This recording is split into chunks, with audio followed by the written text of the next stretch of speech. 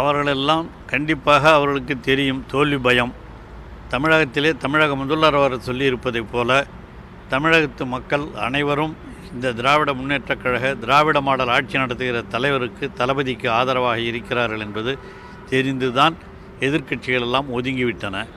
அவர்கள் இன்று அதிமுகவாக இருந்தாலும் பிஜேபியாக இருந்தாலும் அனைத்து கட்சிகளுமே இந்த தேர்தலிலே போட்டியிட தயங்குவதனுடைய நோக்கமே திராவிட முன்னேற்றக் கழகம் மிகப்பெரிய வாக்குகள் வித்தியாசத்தில் வெற்றி பெறும் என்பதுதான்.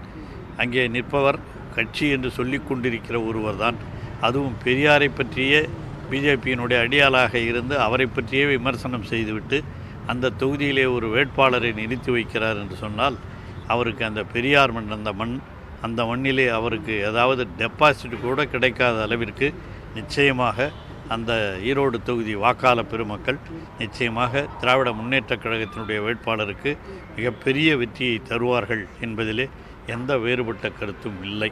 நிச்சயமாக லட்சக்கணக்கான வாக்குகள் வித்தியாசத்திலே அவர் வெற்றி பெறுவார். அதுதான் இன்றைய கள நிலவரம். நிச்சயமாக அது நடைபெறும். அதான் காலையில் சொன்னேன்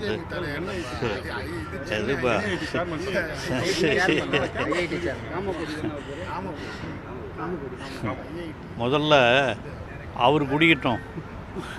அவர் இப்போ அதான் குடிச்சின்னு இருக்கார் போலகுது. இதெல்லாம் யாருன்னா ஒரு அறிவியல் ரீதியாக ஒரு ஐஐடி போன்ற ஒரு மிகச்சிறந்த அகில இந்திய அளவிலே நடத்தக்கூடிய ஒரு கல்லூரியினுடைய ஒரு இயக்குனர் இவ்வாறு பேசுவது என்பது உண்மையிலேயே வருந்தத்தக்கது. அவர் முதல்ல குடித்து தினம் எல்லாருக்கும் குடிச்சிக்கிட்டு இருக்கட்டும், குடிச்சின்னு இருப்பார்னு நினைக்கிறேன். அதெல்லாம் இதெல்லாம் பேசுகிறாரு. அவர் எந்த அளவிற்கு அந்த மாட்டு மூத்திரம் என்பதே உடம்புக்கு கெடுதி என்று எல்லாம் முதல்லையே சொல்லியிருக்கிற ஒரு காலகட்டத்தில், அறிவியல் ரீதியாக சொல்லப்பட்டிருக்கிற காலகட்டத்தில், அறிவியல் ரீதியான ஒரு பல்கலைக்கழகத்திலே இயக்குனராக இருப்பவர் இதை சொல்லியிருப்பது எந்த அடிப்படையில், எதற்காக, ஏன் சொல்லுகிறார் என்றே புரியவில்லை. ஆக மக்கள் இதிலெல்லாம் பார்த்து கொண்டு தான் இருக்கிறார்கள். அவரும் ஆளுநரை போல மாறிவிட்டார் போல் தெரிகிறது. அந்த அடிப்படையில் தான் இதுவும் நடைபெற்று கொண்டிருக்கிறது. ஆகவே இதை மக்கள் ஏற்றுக்கொள்ள மாட்டார்கள்.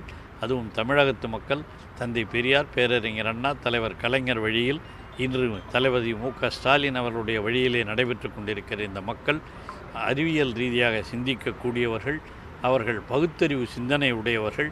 இவைகளையெல்லாம் அவர் சொன்னார் என்பதற்காக யாரும் ஏற்றுக்கொள்ள மாட்டார்கள் என்பதுதான் நடைமுறை உண்மை.